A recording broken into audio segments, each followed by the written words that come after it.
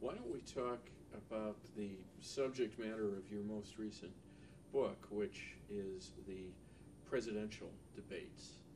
And I know you've written about it, but I think for the record, we'd like to have you speaking about the history of those debates. The law stood in the way of presidential debates. The Federal Communications Act has what is called the equal time provision, which says if a broadcaster sells or gives time to one candidate, it must sell or give time to the candidate's opponents on the same basis. The law was interpreted by the FCC very strictly. Even in news programs, and the classic case came from, of all places, Chicago. When Mayor Richard J. Daley was the mayor, the Queen of England came to Chicago. 1959. And he greeted her, and it was on television. And his opponent, whose name was also Daley, named Lar Daley. Lar America First Daley complained to the FCC and said, I'm entitled to equal time. And the station said, well, this was a news program. And Lar Daley said, that doesn't make any difference. It was a use of the station. So I'm entitled to equal time. The FCC said, Lar Daley, you're right. So they wanted, the station had to put Lar Daley in the midst of which was preposterous. Congress then created a series of exemptions from the equal time law. They passed a law exempting news programs, interview programs, but they didn't use the word debates. But the broadcasters saw an opening, and in 1960, they went to Congress and they said, if you will exempt the presidential election of 1960 from the equal time law, we will voluntarily provide free time for the candidates for debates. Nixon and Kennedy accepted, and they ran the debates in 1960. They were very important. Many people, including Jack Kennedy, said decisive. Then a case came to the FCC while I was there, 2 years later, involving a radio debate in Michigan. And the staff said to us, debates is not on the list of exemptions. And I foolishly went along with the recommendation. And we said that violated the equal time law.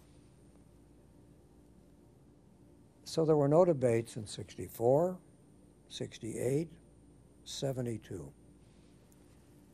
76, the League of Women Voters petitioned the FCC and said, as long as a debate is not organized by the station, but by a third party, it should be exempt from the equal time. The FCC this time agreed. And that led to the debate between Carter and Ford. Why did they accept?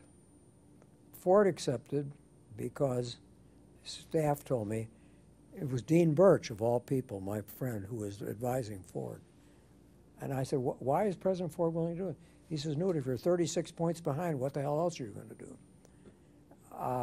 Carter accepted, and I said, why did you accept? They said, Jimmy doesn't think the country knows him. And he's a very confident debater. So we had the Carter-Ford debates, and that restored debates. I was the co-chairman of that at the request of League of Women Voters, negotiated the debates, and have been involved and deeply committed to the debates ever since. And I've been involved in every single one of them ever since. I'm the vice chairman of the debate commission now, which runs the debates. I believe that there is no better way for the voters to size up the candidates than through the radio and television debates. I think their audience is now millions and millions of people.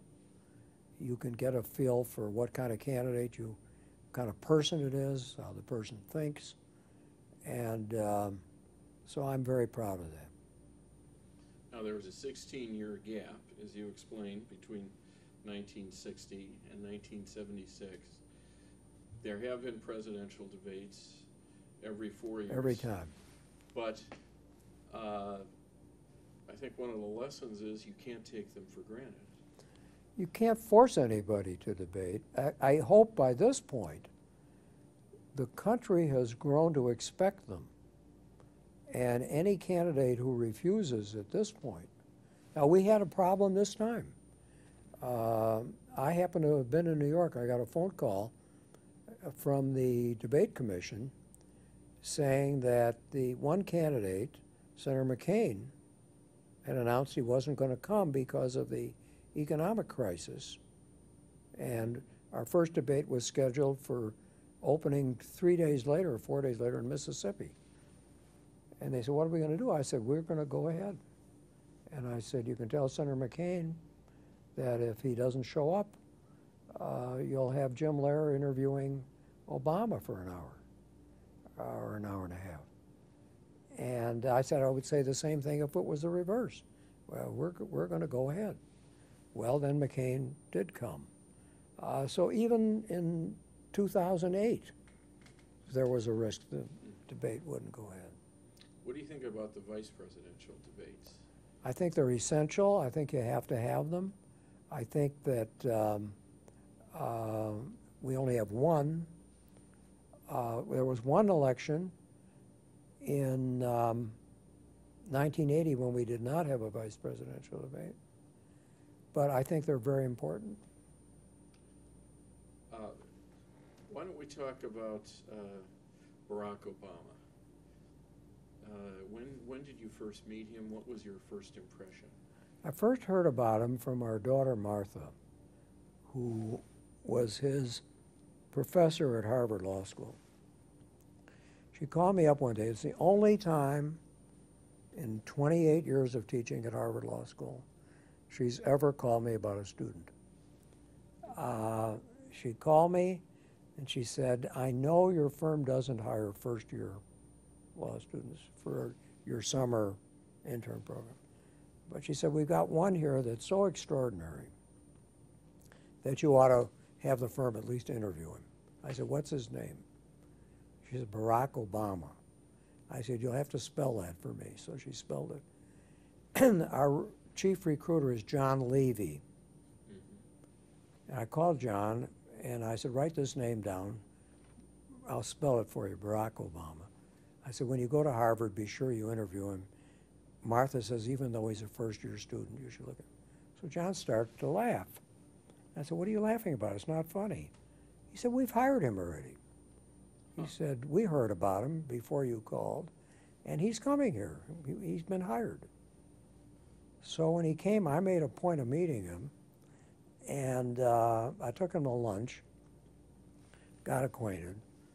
We became friends, and then at the end of the summer, everybody was crazy about him, and we offered him a job for the next summer. And that's where he met Michelle. She was his supervisor. And at the end of the summer, I was involved in managing the firm. Barack came in to see me. Both of us were standing up. And he said, I love you guys. I love the work. I can't take the job. I said, why? He said, well, he said, I'll tell you about it. He said, I'd rather we both sit down before I tell you this. So I thought, you know, what the hell is this? So I sat down. And he said, you know Michelle? I said, of course I know Michelle. He said, well, I'm taking Michelle with me. I said, you no good, rotten, worthless. He said, hold it, we're going to get married.